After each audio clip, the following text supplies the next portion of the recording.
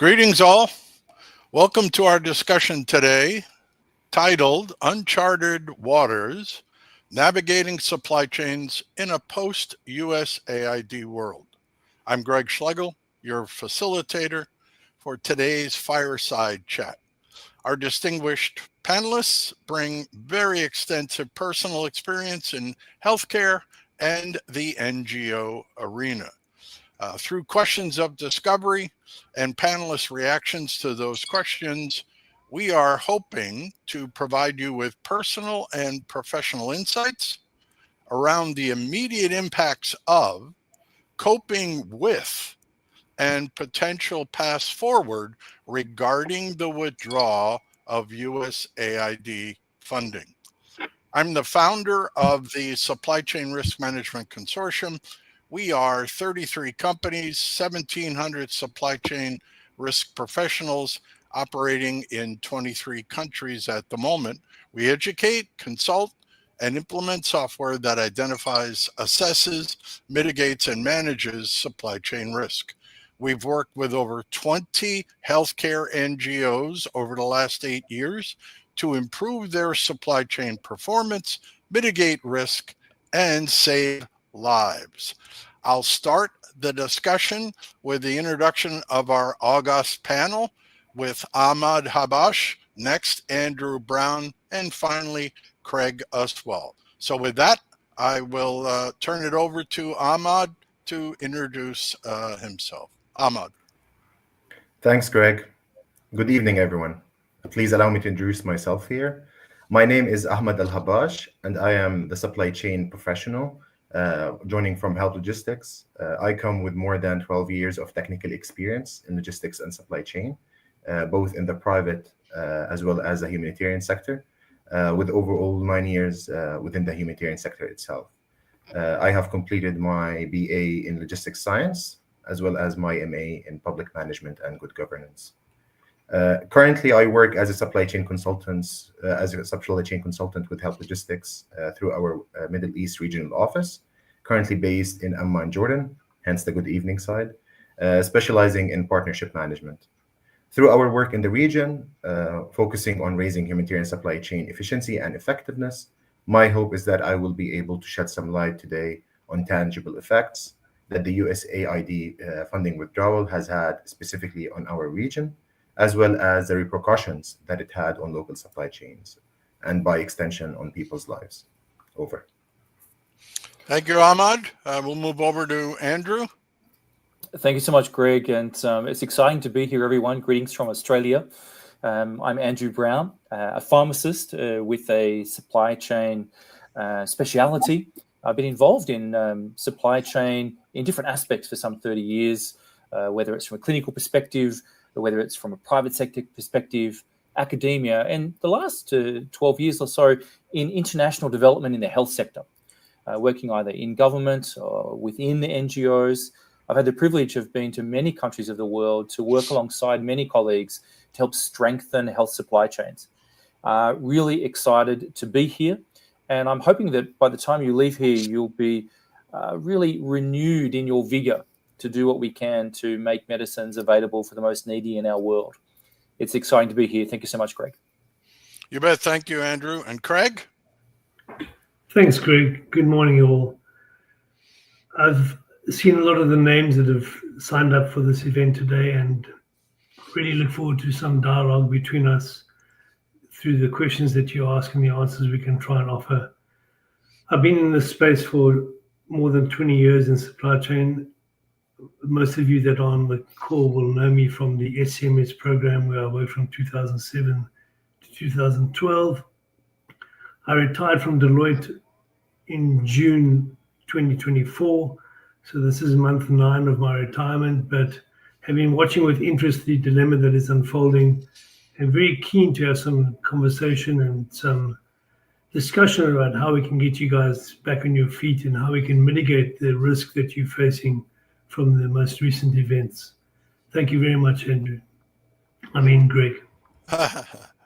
No problem. Thank you, gentlemen. A couple of quick admin announcements for the audience. Regarding the fireside chat format today, I'm going to pose a few questions to the panelists. We'll do our best to entertain follow-up questions from you, the audience, after the panelists provide their insights on each question. We got three basic major questions that we're going to pose to the panelists. All right. Please pose your questions in the chat, if you will, and I'll do my best to voice them to the panelists associated with each major question. Time permitting, we'll address any outstanding questions you might have at the end of the session. This session will be recorded. It'll be placed on the Supply Chain Risk Management Consortium website, and all questions will be answered by the panelists in this session verbally and or written on the Supply Chain Risk Management Consortium website by close of business March 24 of this year. All right. So with that, we would like to begin. Let's begin with the first question to the panelists, and that is to Ahmad.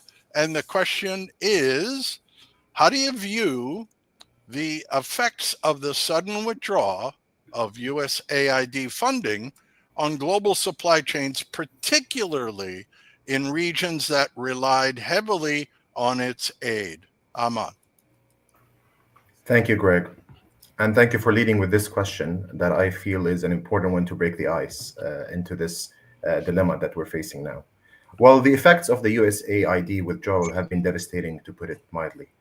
And this is based on the incremental evidence that have been put out there. Let me walk you through it.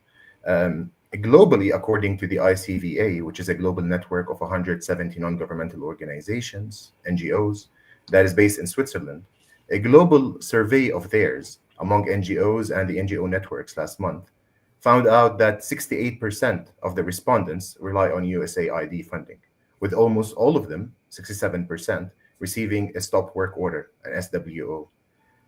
Furthermore, 78% of the respondents had SWOs that impacted contracts worth more than 100K USD, whereas 39% reported an even higher value of impact at $1 million and above. This high impact, high value effect on humanitarian organizations means that the downstream effects of this funding withdrawal have been just as devastating, with 80% of respondents reporting partnership impacts. And from a supply chain perspective, the private sector has, in many cases, been just as affected financially as many of the humanitarian organizations in the sector. As organizations rush to cancel their procurement, the construction, the consultancy, employment contracts that they had with the different providers. And this is an important aspect to highlight, to understand that this is not only a humanitarian organization issue, it's a local economy issue as well. Not to say that it's also confined to one region, but it's also a globally, understandably, everyone is affected to a certain extent. Now, within our region itself, and I'm only taking Jordan, the country that I'm based in and from, as an example, the latest estimate puts the number of people that have been directly furloughed. And for that aspect, this is, again, emphasis on directly being let go of. As a result of the funding withdrawal, the number is at 35K, so 35,000 people, which represents more than 1.1% of the country's total labor force, the active labor force within the country, which is beyond significant for, especially given the fact that the economic footprint of the withdrawal itself on the small-sized Jordanian economy relevant to the GDP is also quite significant. As last year, USAID's funding alone to Jordan for last year was a total of $1.7 billion, which represents around 3.5% of the country's GDP. And again, this is only for Jordan as an example. So when you take into account that in 2023 alone, the US funding has, generally speaking, supported programs and activities in over 177 individual countries and 29 different regions across the world, with the majority of that funding being allocated to highly vulnerable regions, such as within the Middle East and in Africa, then the global consequences of the funding withdrawal become even clearer. And to that extent, supply chains, as we normally put it out there, it's it is a chain for a reason, and your supply chain is only as good as your weakest link. And if that weakest link revolves around the absence of the financial resources where you would be able to keep up the economy in certain regions, then the effects become even more devastating for the entire community across the world. Over. Thank you very much. Yeah, very sobering and impactful statistics from your perspective as well. Thanks. Andrew, your thoughts on the question? Thanks, Greg, and thanks, Ahmad, for that introduction. I'd like to take a slightly different approach in answering this question, because I think it's really important to acknowledge the extremely large amount of investment that the US government has made in health systems and health supply chain specifically. I've heard figures of 38 to 40% of global development funding has been through a US government entity and so on. That's over a long time. Now, this is support for both the health products and the strengthening of the systems needed to ensure availability and use of quality products for the most needy in our world. So they've been pulling above their weight. And now that that's been withdrawn, it means that we're feeling a great shock. But why did they invest so much previously? It was for the benefit of a safer world and stronger economies. And so I think the absence of that funding is going to cause some critical issues. And here are a couple. I was reading some material from the immediate past assistant administrator of USAID, and he was noting that more than 80% of the contracts have been terminated, representing the work that's done by USAID, the for-profit and not-for-profit organizations. So that's a lot of funding. But what does this mean in terms of health? A couple of figures he quoted, he was estimating that their internal modeling, more than 160,000 people could die from malaria this next year if those funded programs are not renewed in some way. There are 20 million people that are dependent on HIV medicine that has been generously funded historically by the US government. The question is, how many of those can be maintained on treatment in the absence of USAID funding? And there's the expectation that there will be hundreds of thousands that could die in year one unless that gap is fixed. What's also interesting is that from the immunization side, that there is estimated that more than 1 million estimated deaths will occur because of the disruption in immunization. So I think it's significant, catastrophic in many environments. And I think that there has also been a discourse to say that the modalities of how international aid has been delivered has come under some criticism.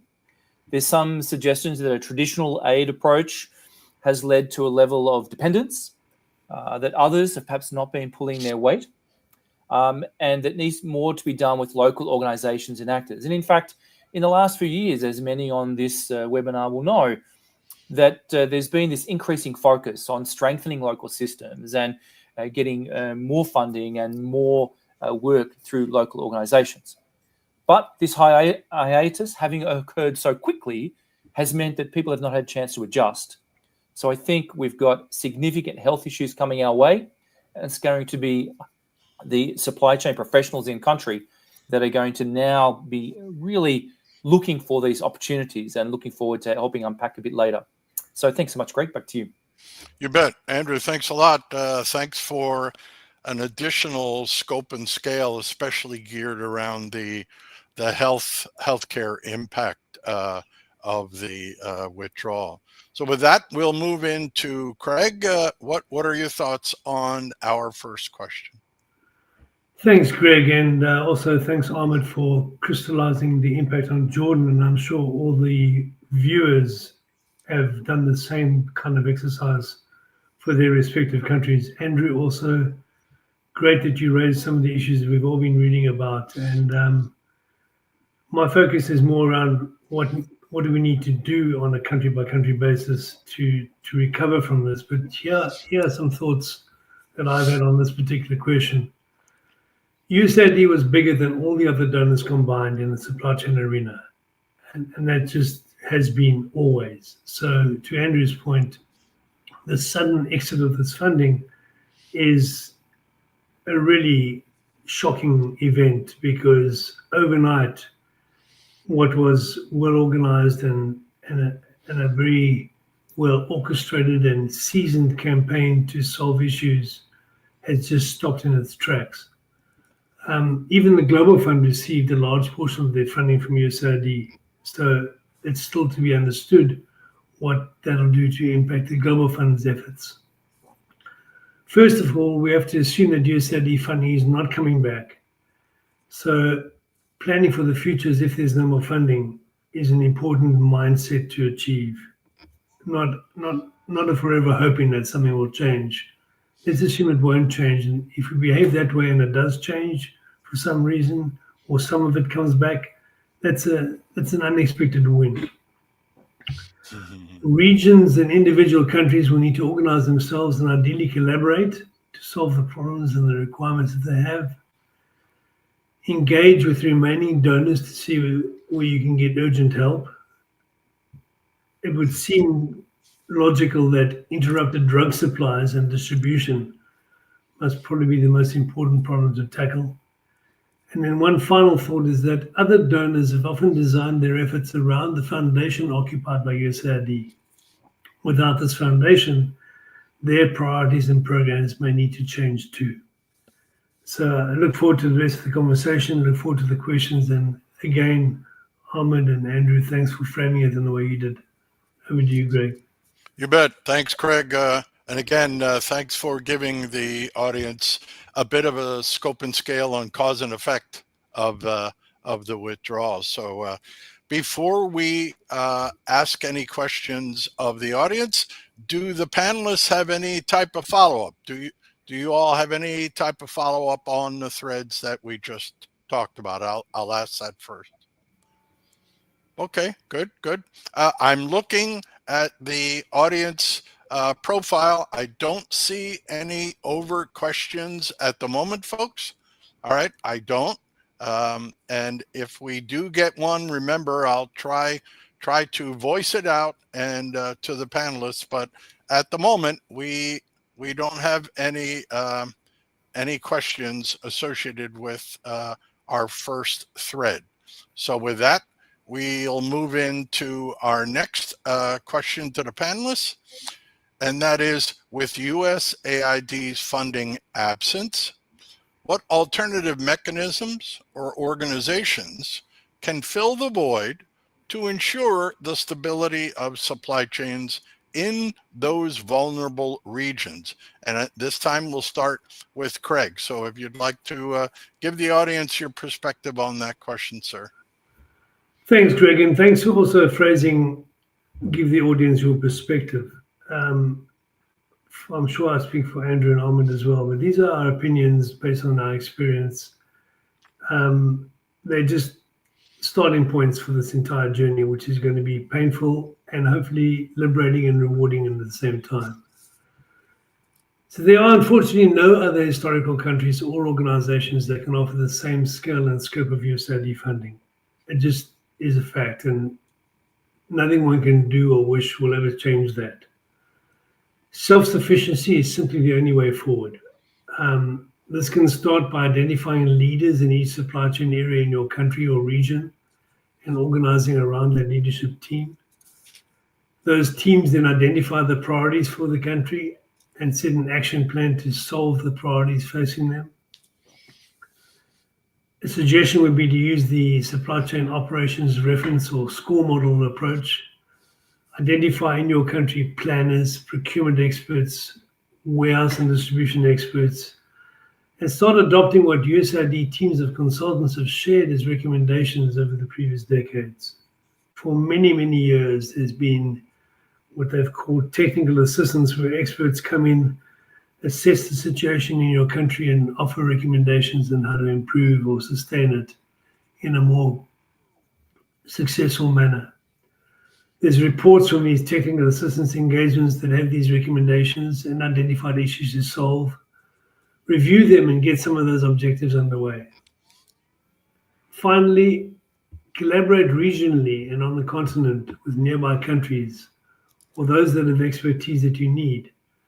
For example, Botswana has been buying their own drugs for years, and they can help you navigate procurement. Mozambique has a strategy to outsource distribution to the private sector. Asking them to share their lessons learned be a good plan. Zambia, Rwanda, Nigeria, and Kenya have also had good success in certain areas. There's many other examples that will be evident as you start to collaborate. Suffice to say that everyone can offer something to assist your country. Thanks, Craig. You bet. Thanks, Greg. And we'll move over to Andrew. Your thoughts on question number 2. Thanks. I'd like to just build off what Craig has said, and again, just to emphasize the thoughts I'm sharing are from the experience over time and just a starting point for discussion. Really like to encourage people to put some items in the chat as well. Just moving on with what Craig has said, I agree. I think it's very unlikely that any one donor or combination of donors can provide the same level of funding. And so if we try and flip this and think about what the opportunity is, countries have been doing more to lead the health supply chains in their countries over time, and organizations that I've been involved with historically, like MSH, IntraHealth, Commonics, and others, with various programs traditionally supported by USAID, have been looking to support countries as they lead. And I think this is an underlying principle for sustainable success moving forward. I think at this country level, there's going to be increased pressure to increase domestic financing. A lot of people are talking about that. But in countries with high levels of need for financial assistance in the health sector, this is going to be difficult. Health supply chains is often at the bottom of the in tray for the Minister of Health.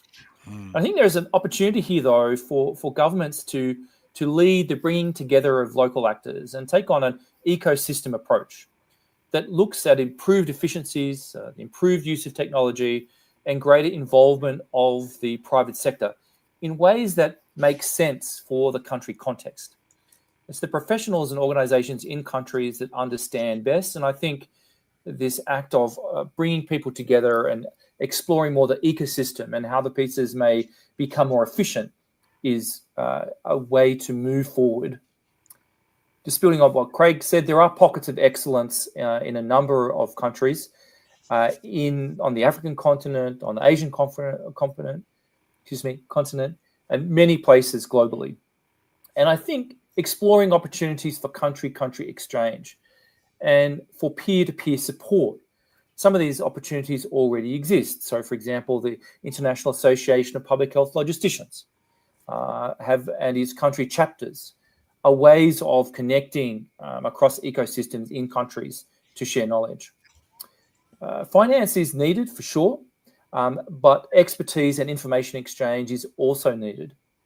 And in addition to IPHL, regional initiatives, for example, Pharma Connect, which is a regional pharmaceutical systems initiative trying to get a range of people together to discuss issues to do with pharmacy systems and supply chain, are going to be looking at networking events. Just 2 examples of what that might look like. So I think, where are we? In a local context, what are the strengths? What have we got? Where are the people? And how can those local contexts be brought together and led in such a way that can bring solutions locally, and looking for those technical resources that are available to share and to move forward. Thanks. Yep. Thank you, Andrew. Thanks for giving us a few insights on alternative mechanisms. We're going to talk about that throughout the discussion. We'll finish up this second thread of questions and answers with Ahmad. Go ahead there, sir. Thanks, Greg. And well, allow me to be a bit more bleak than my compatriots on this aspect. From my personal view and based on my experience, both regionally and globally, I think that due to the scale of USAID's funding portfolio and its unique funding mechanisms, most governments and aid organizations, realistically, within the Middle East specifically, would find it very difficult to allocate an alternative funding mechanism or an alternative working mechanism that would even maintain existing programs, let alone, kickstart new ones with, taking into account the ever-evolving needs. Now, with U.S. funding accounting for 43% out of the total public humanitarian funding in 2023 alone, as well as other governments and donors, shedding and slashing aid contributions beforehand, taking the UK as an example, Sweden and Norway too. It has become almost impossible, from what I've seen, for most, if not all, organizations to mitigate the financial effects and the fallout that the withdrawal has had incurred on them. This is coupled with the fact that the funding withdrawal was not communicated in advance to those most affected and to the organizations that have been struck first, with the exception of the stop work orders, which were sudden and swift. And as such, most organizations had little time to adjust, let alone to mitigate and work on strategies, which would have allowed the organizations a better manner of how to handle this, as well as lower a lot of the litigation costs that will be incurred as a result of the furloughs, as well as the contracts that have been canceled and put on hold, etc. So that's another aspect that my hope is that we can look at later down the line. This also meant that looking for alternatives, which requires quite some hefty amount of time, drafting proposals, setting up new budgets, and communicating those to other potential organizational donors, institutional donors, private parties, etc., was not put in place by some of those project teams that have already been put on hold. So that's also an aspect that, in my opinion, had a drastic effect on what alternative mechanisms these organizations can possibly tap into. Another aspect, and this is within the Middle East, and due to the fragility of many of the contexts that rely on USAID funding here, as well as many recent humanitarian crises within the region, as you're well aware, the severity of the needs is further impacted by the fact that there are no alternative mechanisms of delivering aid into certain areas due to the political nature of those crises to begin with. And as such, that aid inflow and that level of support was coupled with the fact that it came with a political arm that represents the United States of America.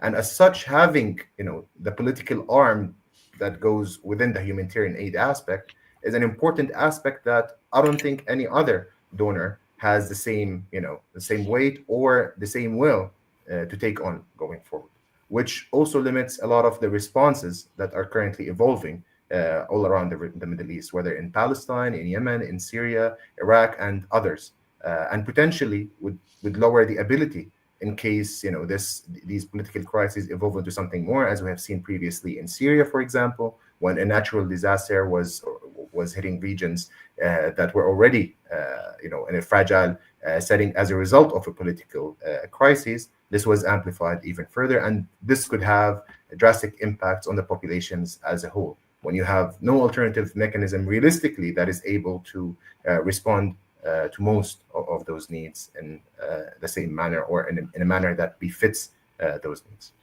Over. Ahmad, thank you very much. Thanks for the thread associated with the political aspects of the public health care as well. That concludes our second set of questions. We actually have some questions from the audience, which I'd like to take a pause. And yes, Craig, did you want to make a follow-up? Yes, thanks, Craig. Something that resonated with me which Ahmad had just mentioned and a couple of Andrew's points as well.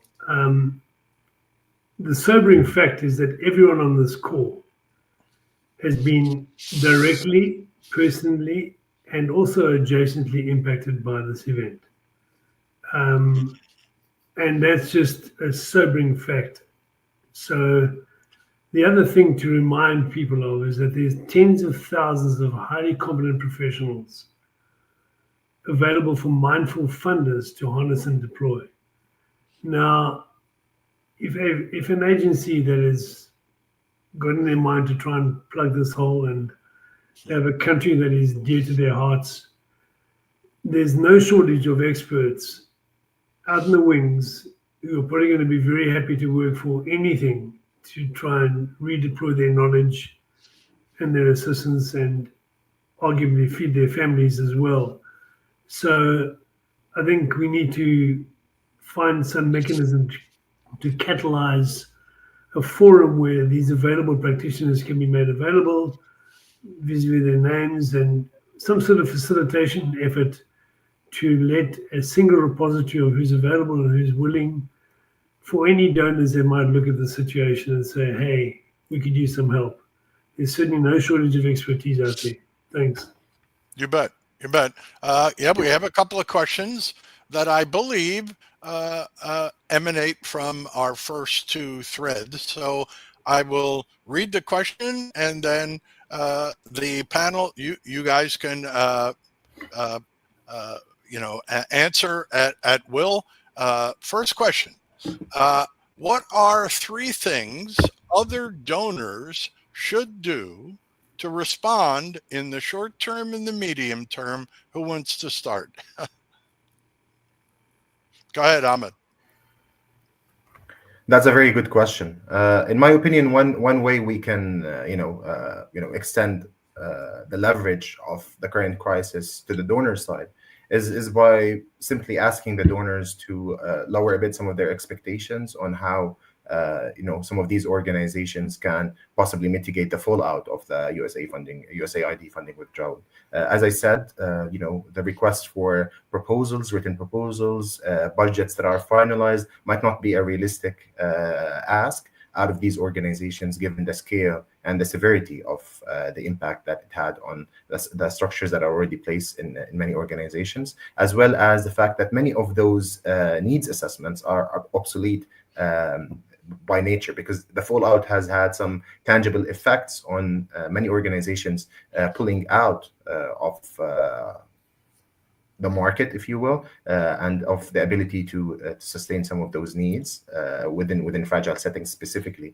And as such, this needs to be highlighted when considering chipping in and helping out those organizations tackle those needs. So the needs are on one side, they're being amplified. On the other hand, organizations are getting less funding support, and they have less personnel and resources, both human and financial, to take those on. So it's good to have donor flexibility in that sense, and it would come in real handy, I know for a fact, for many organizations. Another aspect, of course, would go around local governments. My colleagues mentioned examples within the African continent, for example, from Botswana to Rwanda, etc., where a localized approach through this public-private partnership mechanisms, different ones in different sectors, also paid fruit in terms of mitigating the fallout that such crises would have. So that's another approach, but also that needs a bit of, let's say, a crowd support, if that is applicable. If not, then donors also need to step in and have that flexibility, room of working with small-scale actors, community-based organizations, rather than the level of NGOs and the level of institutional organizations, UN, etc., that would have been able to take advantage of their funding otherwise. Over. Great, thank you. Any other panelists, gentlemen? Anyone want to follow up on that, on our first question from the audience? Just a quick addition, if I may. Go ahead, Andrew. I think one of the critical things is how to support country leadership to get a handle on what's going on and where to invest. So really, we all know the best type of aid is really to make sure we're engaging with local governments and understand their priorities and work together. And how can we do that more effectively? So I think we've spoken a lot about enabling organizations in different country contexts and how we support those. And I think that's important and often necessary because country governments have stronger and weaker aspects of technical excellence. And I think that one of the elements here is that this is a crisis. And coming back to what Ahmad said before, I'm an optimist, but also with a touch of pragmatism. And there is disaster and greater disasters coming. And I think being able to look at that, being able to stratify where the issues are and look at those priorities with the government's assistance would be a way to ensure that money is well spent. Thanks. Mm-hmm. Good. All right. Any other comments? Craig, did you want to follow up on that first question from the audience? Fire away. Yeah, just another angle, or maybe different words to say the same thing that Ahmad said, is that existing donors could well be able to pivot in the direction of some of the gaps that they're facing, such as interruption of medicine supply. I'm sure they could pivot from some of the existing obligations and requirements, which are maybe not that urgent, to go in that direction. And then over the years, there's been a vast effort to try and get expats that are living overseas to donate to the countries and to try and help stimulate the country's prosperity. Oftentimes they've got families which they regularly send money to in their home countries. And these individuals could literally mobilize, to coin Ahmad's phrase, crowdsource funding amongst their own present ecosystem in the country in which they now reside. So there's many ways. These are none of them are any more than a short-term injection to stave off the challenge, but every bit helps. Thanks. You bet. All right. We have more questions, gents, which I think is the right time to pose these. Here's a specific question from the audience. Beyond the USAID withdrawal, what sort of programs can continue, like health systems strengthening, PSS? Anyone have any thoughts on that? Yeah, thanks. I can jump in. So PSS stands for Pharmaceutical System Strengthening, for those on the call who are not familiar with that abbreviation. Basically, USAID has historically been the largest donor in the area of health system strengthening and pharmaceutical system strengthening, but not the only one. And there are a number of donors working in this space, whether it's Gavi, Global Fund, Gates, and others. They have their different programs. But more and more professional associations are getting involved, whether it's ASCM, whether it's Commonwealth Pharmacists Association, whether it's IFPW, whether it's a range of other professional entities. So there are people working in this space, both donors and professional associations. And I think the way forward is, in a country context, is to see what entities are present and who has interest, and to be able to see their priorities and how you might build on them with your priorities. Thanks, Greg. Any other panelists have any insight on PSS to answer the question? Greg, I'll just add one point, and it's not a technical one on PSS per se. I think that there's an opportunity that comes with every challenge, and in this case, despite the severity of this current funding withdrawal, I see there's an opportunity in there somewhere.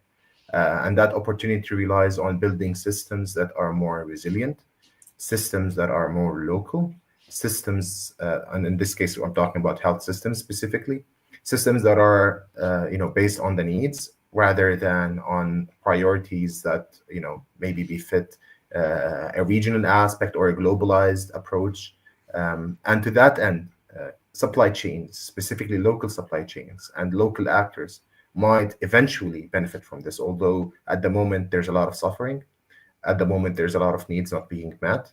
But this could be an opportunity to start building, rather than from top to bottom, that bottom layer could start being empowered enough going further for us to have a system that is more befitting of the needs there. But it will take some time. It will take a lot of external support as well through the alternative mechanisms that we discussed.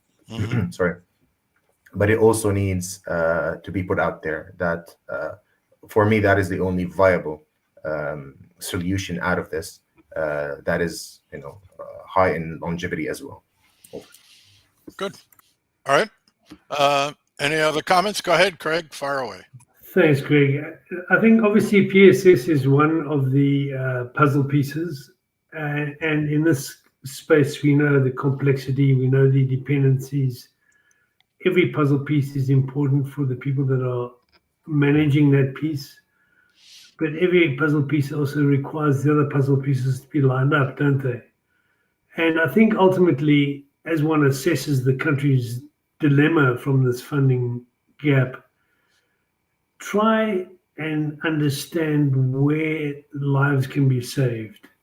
And maybe it's as simple as delivering some meds on time versus the system strengthening requirement that is the more of a long-term effort to sustain yourself. So you might find shifting your risk profile for this challenge you're facing right now might have different elements that come to the fore, because never before have we been facing something like this. So I think shifting that lens is an important thing to consider. If it doesn't immediately save a life, is it as important as something that does immediately save a life, in other words? Thanks. Yep, you bet. No, the sense of urgency. Agree with that. All right, we have one more question for the panel, and then we can open it up again to specific questions. Appreciate the audience participation. Thank you very much. We have one more major thread that we'd like to pose to the panelists before we get into maybe another Q&A for a good long time. And that question is this: what are the potential long-term economic impacts on global supply chains due to the USAID's funding withdrawal, and how can organizations adapt to this change? We'll start off with Andrew on this thread. Thanks, Greg. I've taken a different angle on this question just to hopefully promote some discussion. I think it's clear that great disruptions to supply chains and the fragility of those. I'm just noting Barry's questions and points in the chat, which we'll come back to. But I think from a health perspective, any reduction in health commodities in low middle income countries will equate to increased morbidity and mortality and associated increased economic costs. When a society is less healthy, it's not as productive and it's weaker. So it's sort of a tangent to your questions, more looking at the impacts on society from collapsing health supply chains. But I think this is really important. Countries are going to be less productive and weaker.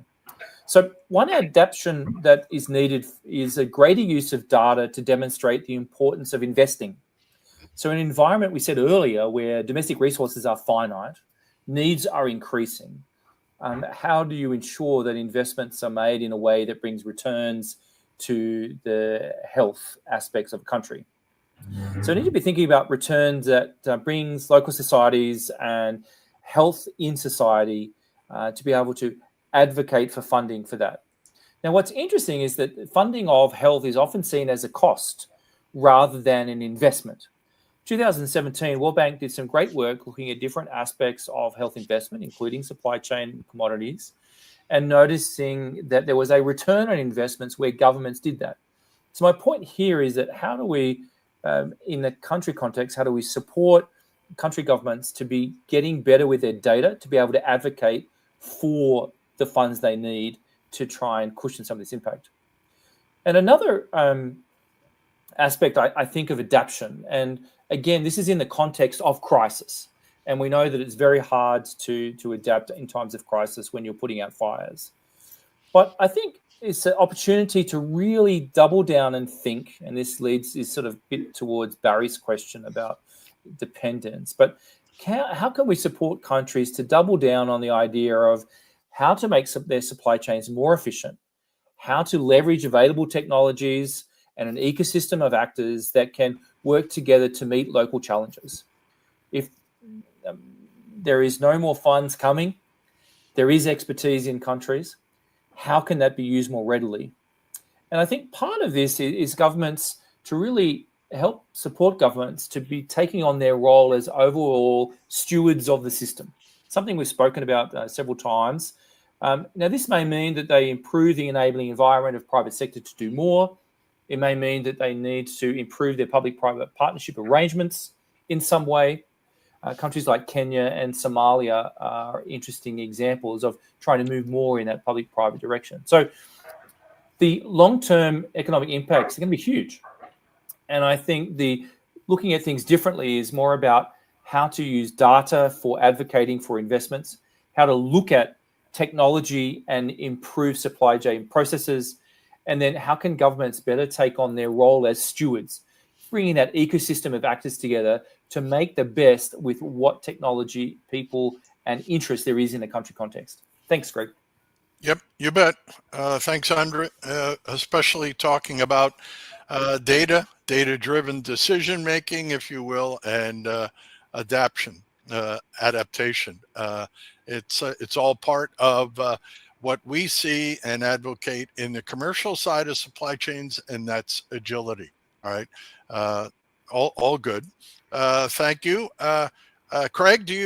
Would you like to comment on our third question as well? Thanks, Craig. Much like Andrew, I've taken a slightly different approach as well. I've kept this a very country-centric thought process. So I'm going to dive in. The long-term impacts are dependent on how quickly countries are able to reach self-sufficiency. I know we've been talking about this for years, and to various degrees this has happened. Again, the pockets of countries that we spoke about earlier, everyone does something well, and everyone does something badly. But that's the nature of life. That's the nature of business, even in the private sector. Some that do things well, and they have peaks and troughs. It's not a straight line of improvement. It also depends on the innovativeness of other donors to creatively fill the gap that each country requires to quickly get onto their path to recovery. And I think that help will come to you if you just ask the right folks. But again, it's not going to be a silver bullet. It's not going to be the help you need completely. There's an often used phrase, necessity is the mother of invention. This is well proven in the private sector. It's also important that the private sector is acknowledged as a willing and able partner. The private sector is actually what every country has in common.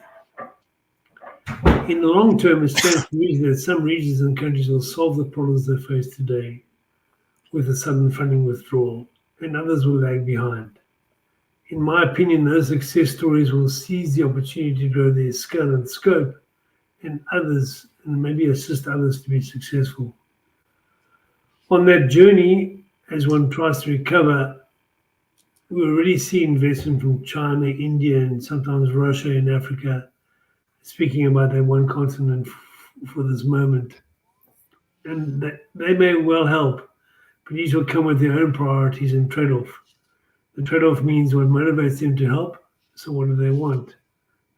Maintain an open awareness of those issues.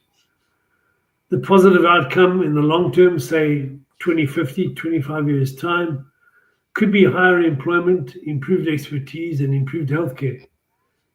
It might sound like an impossible dream right now, but if you follow conscientiously the path to self-sufficiency, you might not become self-sufficient fully over that time frame, but you'll certainly be further towards that end than you are today. This forecast assumes collaboration, adoption of the private sector, and a conscious and considered effort towards self-sufficiency. Thanks, Craig. You bet. Thanks, Craig. That answers, to a certain point, a question we had, a thread question was sustainability models, sustainable models going forward. And so appreciate answers to this particular question. With Ahmad, your thoughts, sir? Thank you, Greg. I'm going to overlap a lot with what Craig has said. But let me start by saying that one of the most affected supply chain aspects of this funding has been consistently the commercial sector, based on the conversations that we've had regionally, as well as what we've assessed locally in many of the areas that we've worked in. Suppliers who previously had USAID funding as an assured asset, and as such stocked up on cargo in anticipation of the regular provision to programs that they won tenders for, meant that many of these suppliers find themselves in a predicament. Let's put it that way. However, many of those suppliers, went to the local market and started selling some of those commodities that they're unable to, and as such flooding the market in hopes of recouping some of those costs, which in itself also had quite an effect on other suppliers through this flooding system. So the loss is now being shared across the board in relation to specific commodities. Now, once the stop work orders piled up, and going to where we are now, with many of these suppliers finding themselves in a financial calamity, unable to cover their costs and losses, and with this market dynamic that we just discussed being prevalent, this highlights many of the effects that this withdrawal would have on the local economy in many regions. This will have dire consequences on these economies, as well as the trust that aid organizations in general.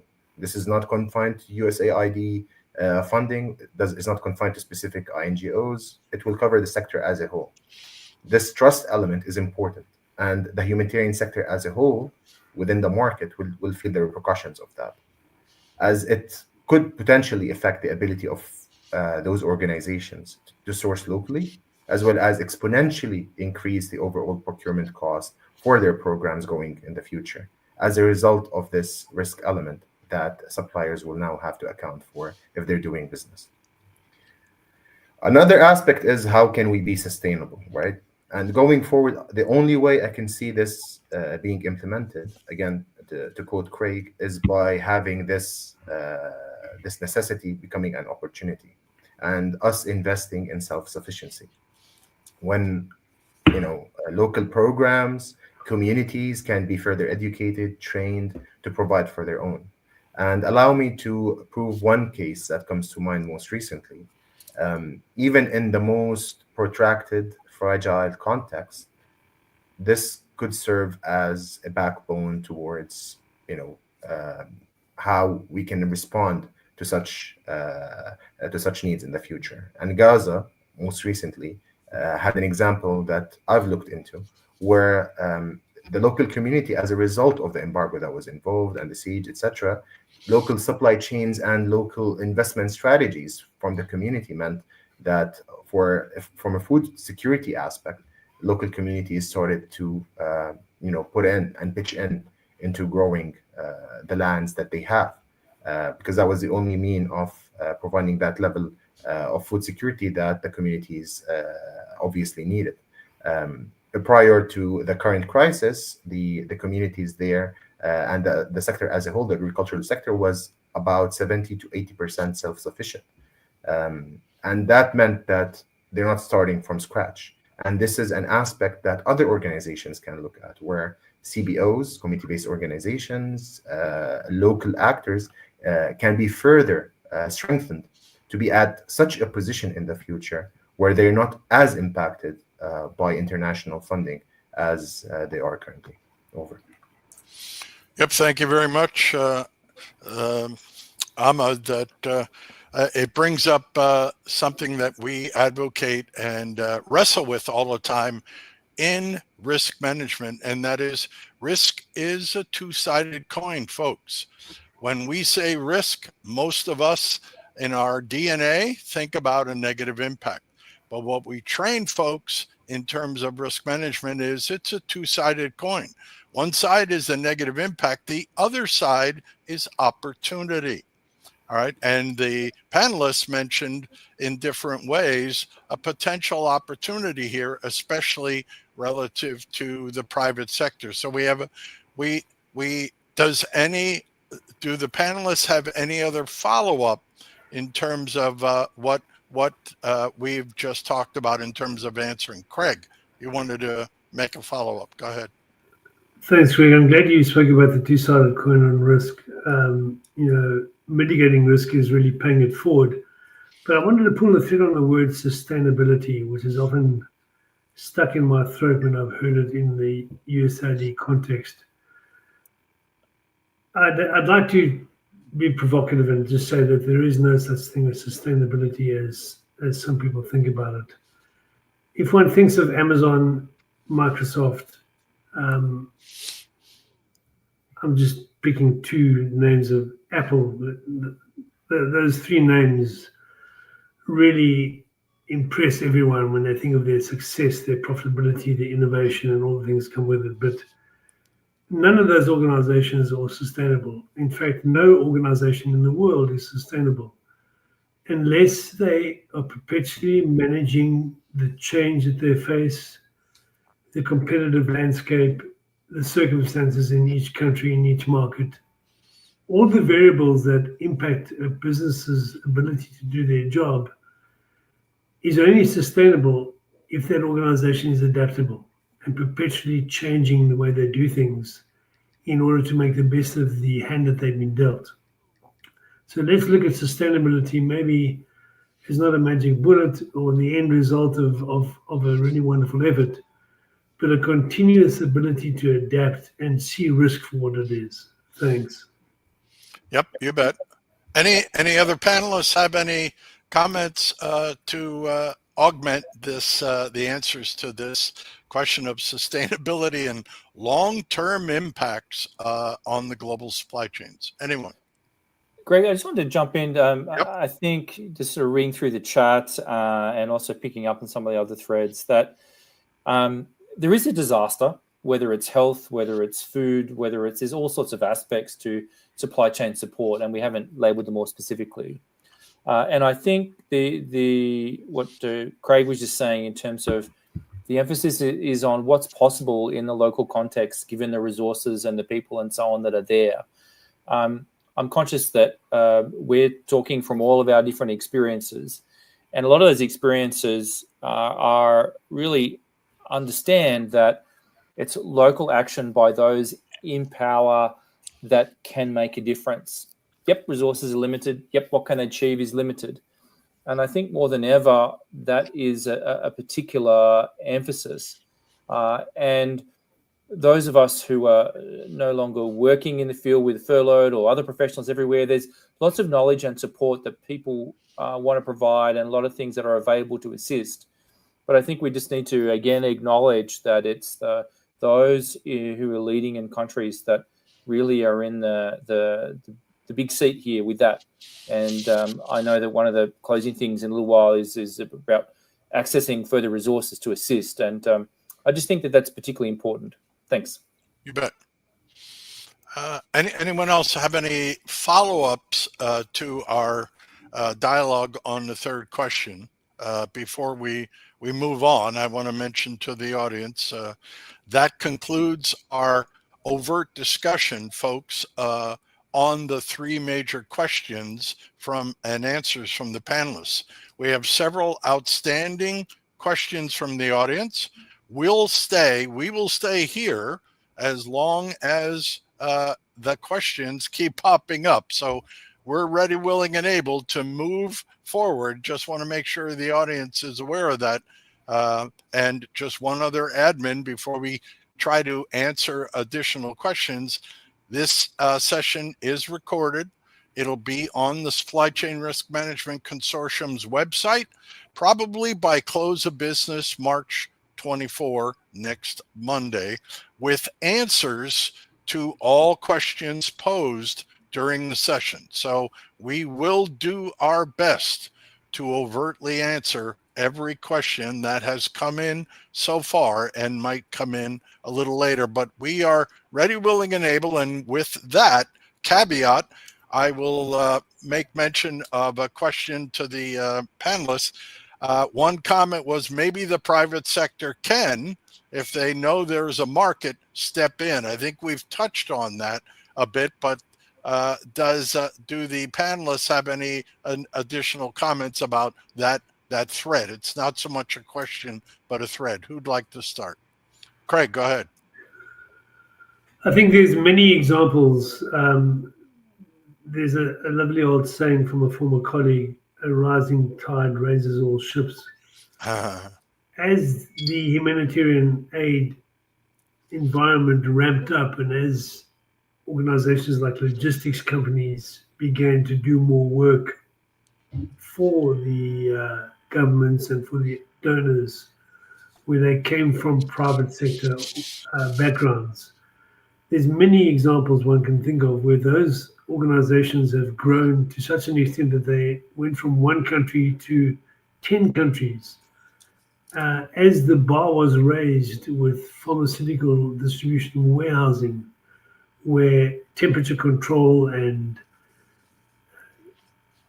inventory management and cycle counting and all the things one knows one should do to do this properly began to become the norm, so industry in that area grew.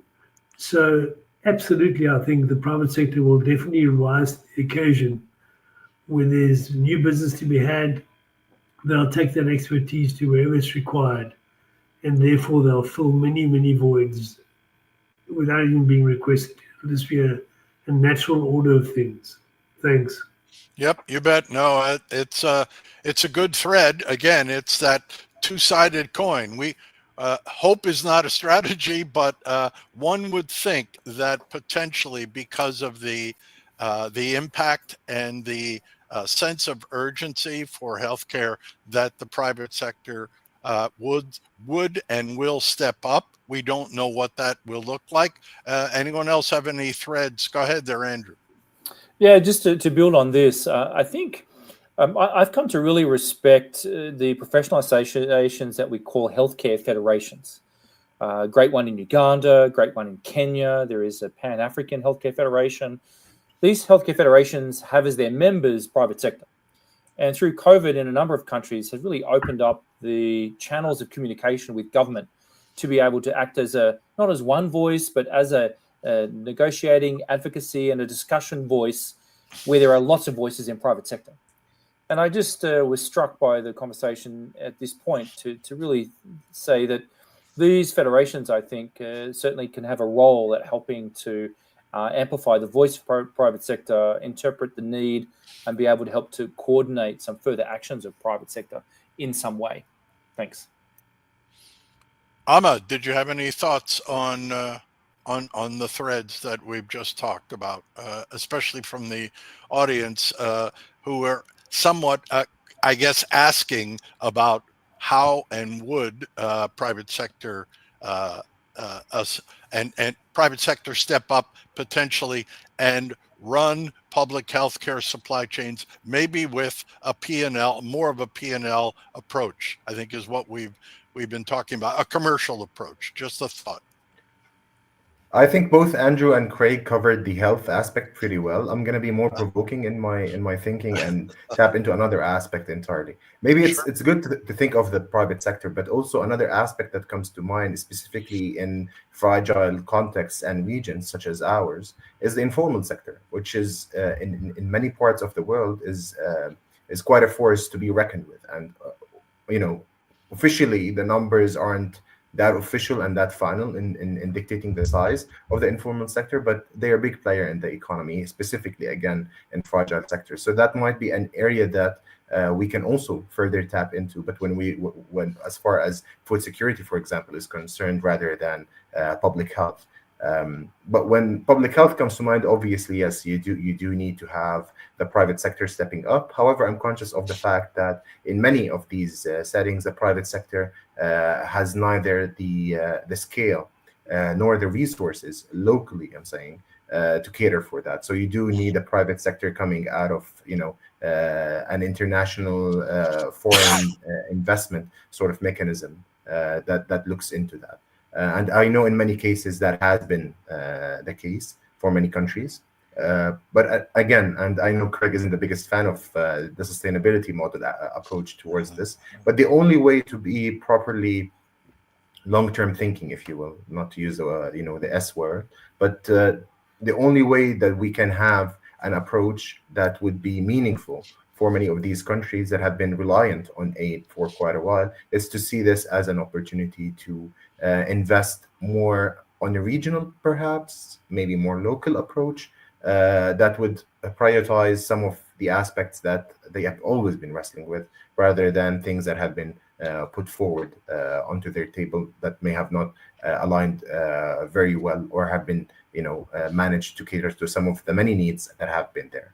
But obviously, there are big shoes to fill with the USAID funding withdrawal, and to just say that the private sector could potentially step in, I would say, and based on the conversations that we had and the information we put through, I don't think that is a realistic expectation going on the next 5 years at least. No. Yep. Okay, very good. Craig, go ahead, fire away. We'll finish up this thread. How about it? Great additions, Ahmed, and I think you're so right. The request to private sector is going to be an appropriate request to meet their interest and their commercial expectations. I sat on a panel some years ago where we discussed public-private partnerships, and the one resultant thought we had was that there's a level of mutual suspicion between governments talking to private sector and, in turn, private sector talking to governments. From the governments talking to private sector is their profit motive will end up costing us more, even though the old logic we all understand as consumers is you get what you pay for, right? And the private sector would look at government and say, but will they pay me? And I think back to Mozambique with their conscious strategic design to outsource where possible. If you establish an outsourcing model and you go into it eyes open, bearing in mind outsourcing doesn't take you off the hook. You still need to manage the effort. So you might find managing an outsourced partner is more energy sapping than just doing it yourself, because managing it requires metrics, etc., etc. But if that's part of your modus operandi to outsource to the private sector, you might find it to be a really welcome event. Again, as I mentioned earlier, chat to Mozambique about the distribution experience, lessons learned. There's many other examples beyond Mozambique as well. I think Nigeria does it too. But there are models where private sectors really helped the government and grown as a result. And your points are well made, Ahmed. Informal sector, another huge one. No more better example than looking at South Africa. Pharmacies, etc., that have adapted to the private sector requirements in their own informal sector way, plugging many, many holes. Thanks. Yep, you bet. One little thread that I can add, when we talk about outsourcing and supply chain, I've been in supply chain my entire career. There's a different skill set when you outsource certain elements of your supply chain. We call that orchestration. That is a different skill than managing inventory yourself. So there is a thread out there and a concept called orchestration. Companies like Cisco, just a little thread for the folks before we adjourn. Cisco, everyone knows them. 98% of all their product is produced by someone else. They don't make anything. Is that a risky supply chain? You bet. All right. They have 1,800 suppliers around the world. They don't make anything. What they're good at is orchestrating we used to call it herding the cats. They orchestrate 1,800 suppliers to end up building large internet type of products. So I just wanted to make a thread there, make an injection to the audience about there is a concept and a skill set called orchestration when in fact you attempt to outsource certain elements of your supply chain. Good thread there. We don't have any active new questions from the audience. I want to make sure that the audience remembers that this will be recorded. It's recorded and it will be on the Supply Chain Consortium's website by March 24th.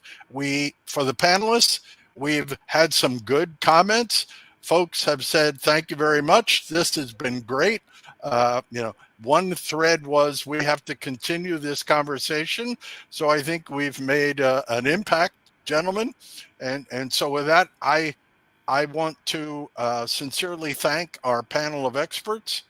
We all hope that this fireside chat was helpful to you all. We wish all professionals who've been affected by this black swan risk event all the best in terms of recovering and moving forward within an industry that we all hold very near and dear to our hearts. So with that, we will say All the best. Be well, all, and thank you very much, gents.